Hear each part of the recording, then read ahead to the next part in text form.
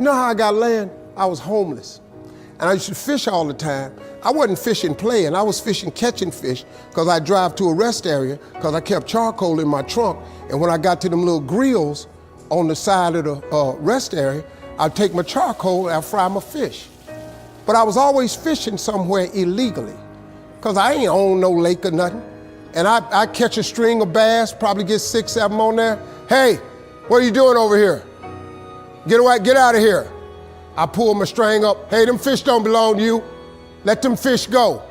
I got to take all them fish off the hook and throw it back in the water. He didn't know, man, that I'm trying to eat, but I can't break no law, so I got going by my business. So first thing I said, I told God, I said, when I get me some money, I'm gonna buy me a piece of land. Because I just want a piece of land where can't nobody run me off. I just want something I can stand on. This here piece belonged to me. So this how I did it. I was reading something one day and I said, man, how much land is on earth? So I looked it up. It's a little over 36 billion acres of land on earth. At the time, it was between 5 and 6 billion people on earth. It's a little over 8 billion now. So I did a little hood math. I said to myself, if it's 36 billion acres of land and it's 6 billion people, just to me, everybody ought to have 6 acres of land. It was a scripture my mom used to tell me about all the time. She said, you have not because you ask not. So guess what I started asking for? 6 acres of land. Just wanted 6. So I messed around and got my first piece of money. I got me a check for about $115,000.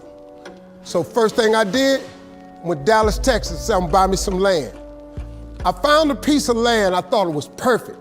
Had a fishing lake at the end of it, because I love to fish. I said, man, this piece I'm gonna buy right here. Let me talk to somebody. I was with a real estate agent. I said, how much is this? He says, $250,000.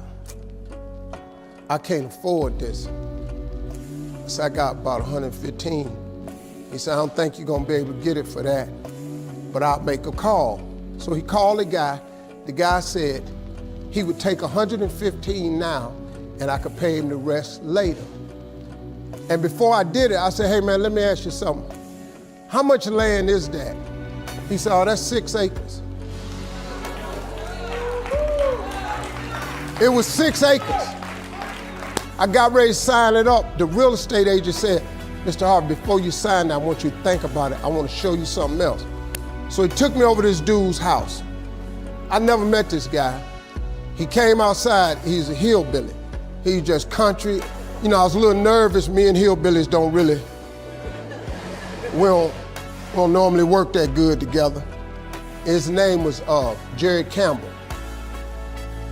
Turned out to be one of the nicest men I ever met. I misjudged the man. He talked to me, said, I want to show you something. And I go over there and I couldn't believe it, man. It had rolling hills on it. It had 4 lakes on it, fishing ponds. I said, man, look at this right here.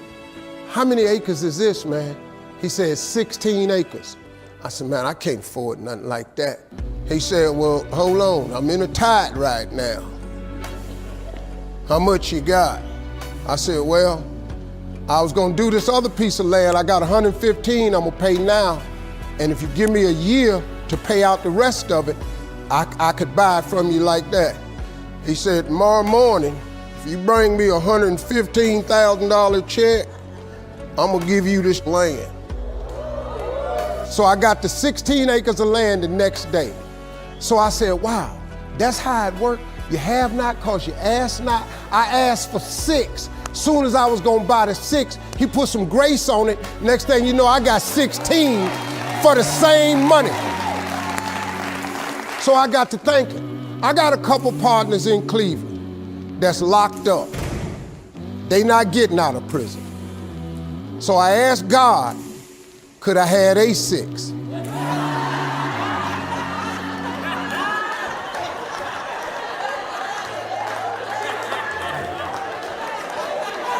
They not getting out. They got 6 coming. Hey, Lord, can I have A6? So you know what he did?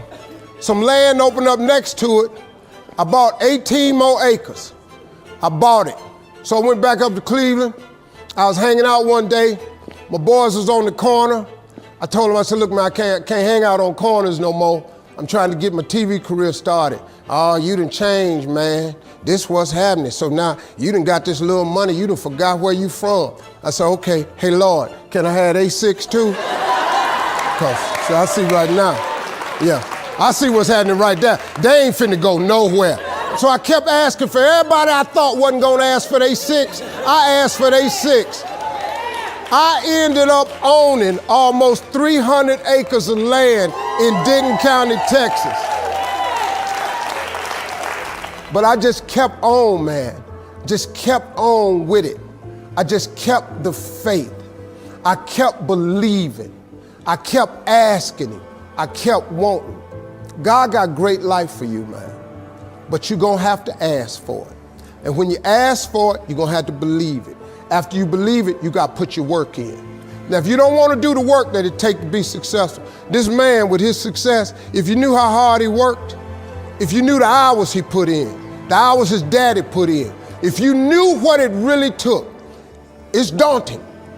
It's days, man, where you go, whoa, what is this I'm trying to do? But you got to hang in there.